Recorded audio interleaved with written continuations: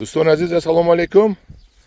قرار داریم در نهالی خانه ما خیلی نهال خانه پر از علف است. چی کار کنیم دیگر اونقدر دستم نمیرسد. دست نه اینقدر پول در کار اینا همش تازه کردن کرده استادیم.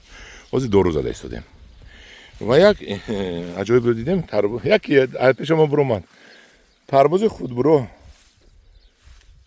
چقدر بهترین شده است. خود برو اولی تربوزای ما در بالا 92 و جو داو کردن. هلکای چند کیلو هست؟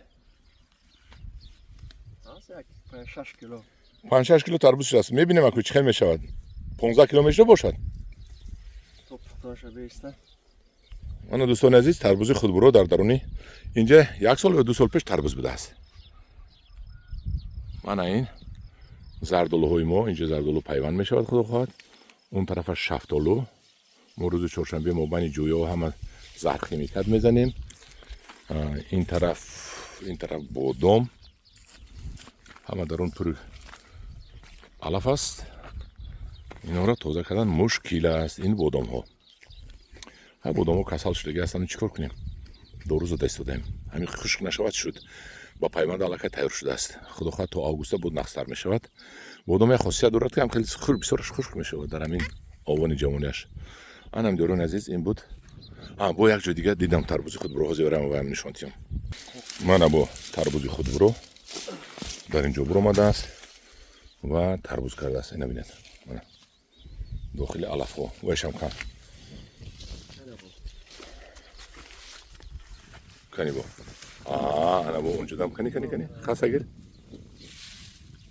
انا با اونجا دم هست با ها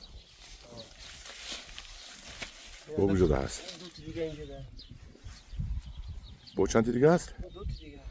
با 2 دیگه بوده است. من هم دوران عزیز تربوزهای خودبروی ما خدا خواهد 1 هفته پس ما دیگه از همین تربوزهای خودبرو استعمال میکنیم و دیگر تربوز نمیخریم. باید میبینید که با 1 ماه پس تربوزهای پلاکی کلان پخت.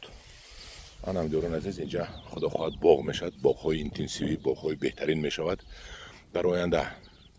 این مهنت کرده این علف زده نیست کرده کشته باغ کرده باغ اینتنسیوی کرده مهنت پول مهنت عمر صبر انم قدر چیزها می رود.